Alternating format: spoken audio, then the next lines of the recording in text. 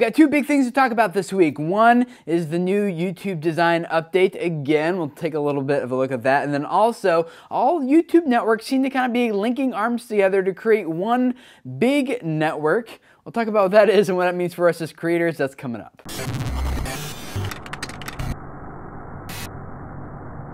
Hey guys, my name is Tim Schmoyer and it's Tuesday, which means it's time to look at some online video news from last week and talk about the implications that it has for us as creators here today. So there's a lot of new changes happening to the new YouTube design. A lot of you guys have probably already seen it, so I'm not going to give you guys a step-by-step walkthrough, but I do think that there's a couple things that are interesting to note. One of the first things I noticed actually is when you start scrolling down the page, your channel's navigation bar actually stays at the top. Hopefully this will help keep users browsing our channels longer. Also, you'll notice that the whole thing is center position now, like it floats in the middle of your screen, which actually is a lot better. I have an Apple Thunderbolt display. It's pretty wide, and so having that center aligned actually looks much better. You'll also notice that your YouTube guide that floats to the left side of the screen is now collapsible up by the YouTube logo. There's a little button there. You just click it and it expands or collapses. So if you want a cleaner look on YouTube and have less distraction, less clutter, you can easily get rid of it and then bring it right back when you want it. And you also notice that it's featuring playlists above subscriptions, and this kind of seems to be the theme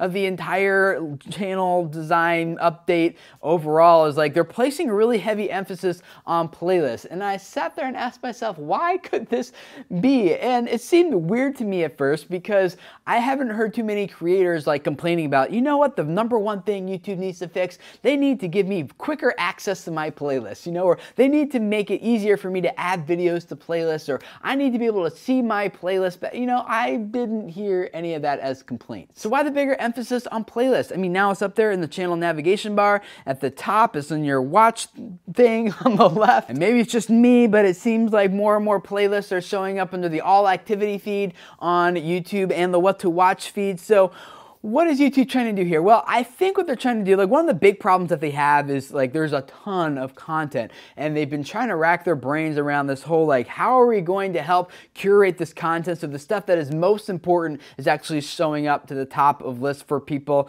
And I think playlists are one of their, hopefully not their only solution, but one of their solutions to how they're going to help us as creators and users of YouTube actually curate content for each other. So the more they can get us to voluntarily put different videos into playlists and curate and organize all this massive amounts of content on YouTube, the more we can do that for each other and the people following us, YouTube's thought is the better that is for everyone.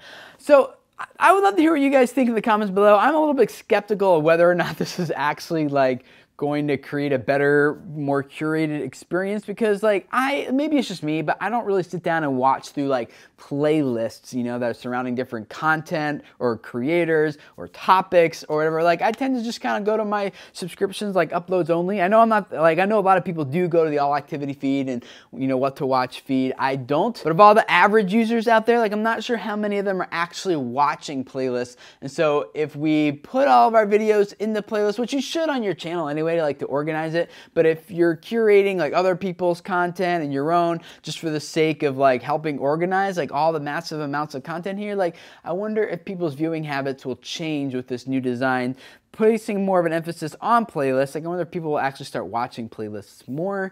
I don't know. I would love to hear what you guys think in the comments below, but I think that's what YouTube's trying to do. Another news story from last week that I think we as creators should keep our eye on is that almost all of the top YouTube networks, with the exception of Machinima and a couple others, but they might be coming on board later, are kind of all forming their own unified network together. It's not technically a network, it's an association, and it's called the Global Online Video Association. Now, there's a lot of different people saying different things about what's going on with this. I think what the official statement is, what these guys are trying to do is they're trying to add a lot of standards. There's still a wild west of online video. There's just a lot of different things that aren't settled. When all these YouTube networks started, they had non-sales people who were making sales, and so things kind of got used to being just the standard that really shouldn't have been the standard. And so now everyone's just trying to play catch up and make the industry more professionalized, and they need lots of different things need to happen across the board. And I think they're all trying to link arms together to, you know, have a voice and kind of work some of these things out. So that kind of stuff makes sense, but I'm gonna put a link in the description text below this video to Kevin Nolte's post on this at willvideoforfood.com, and he thinks that there's a couple other things going on which might be side benefits or maybe unspoken benefits, I'm not sure, but one is like, especially now that YouTube has new leadership, new CEO coming in who's supposedly going to be actually addressing like the more traditional, mainstream, big like television budgets and trying to bring that money in. Like it seems like although YouTube networks have kind of had some good rapport and maybe some good contact with YouTube in the past, it seems like that might be disappearing. And so if they all link arms with each other, they would have a much bigger voice and hopefully more bargaining power, more sway with things at YouTube and in the industry in general. I think also all these networks together have the ability to do something that it's very difficult for any of them to do on their own, and that is actually to create a platform outside of YouTube where their partners can post, you know, in their content and develop their audiences, that something that they control better. We've already seen some of the networks do this on their own, like a Maker acquired Blip and Collective has acquired Daily Motion and, you know, other things like that. But I wonder, like, I don't know anything that like that would happen or could happen, but like that seems to be, to me, to make sense of something that could happen. This whole thing also seems to come at a time when there's like a lot of people questioning the legitimacy of the MCN business model and if that's actually sustainable long term. A lot of these networks have millions of dollars invested into them, and maybe coming together could help them figure out ways to not just make like this business model, you know, plausible, but actually make it like wildly successful for everyone. Associations like this aren't necessarily a new thing. They have played very positive roles in other industries. So this isn't like necessarily a bad thing or a bad signal or anything. In fact, it could be a very good sign that the industry is maturing and moving forward, and that this association will actually just help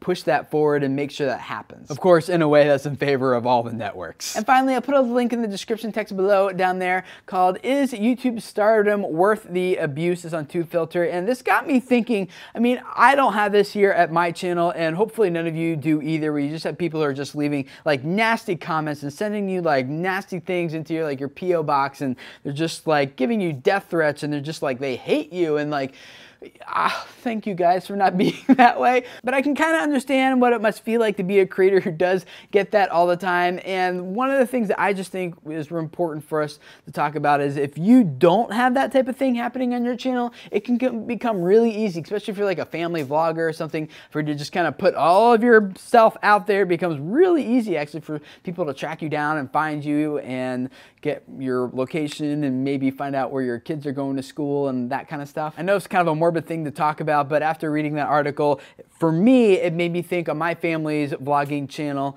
which I'll link down below, or you can click right here to go check it out if you want. I was thinking to myself, you know what, I actually, like, we don't have any of that over there, but like any hate or abuse, everyone in there is awesome also, but like that could happen. And if it does, like, I don't know, how easy would it be for someone to like track our family down for some reason they just really decided that they hated us? So I'm not saying we should all respond like out of fear and just be like super close and tight, but I do think it's something to keep in the back of our heads, even if you have a very positive experience. And speaking of vlogging, if this is your first time here, we'd love to have you subscribe, because on Wednesdays we do some YouTube tips, and tomorrow it is going to be how you can grow your channel as a daily vlogger. I have a couple of vloggers, daily vloggers I talk to, they give you some advice on that. Then on Thursdays we do some YouTube Q&A with you guys, and then on Tuesdays we do just kind of like you saw here, talk about some online video news and what it means for us as creators. And I do all this to really help you guys build your channels, build your communities, because I believe that a lot of you guys have messages that can really change people's lives. Those people can just find and hear what you have to say. So thank you for letting me be a part of you guys growing your channels and solidifying your communities. Subscribe, and I'll see you guys again tomorrow. See you then. Bye.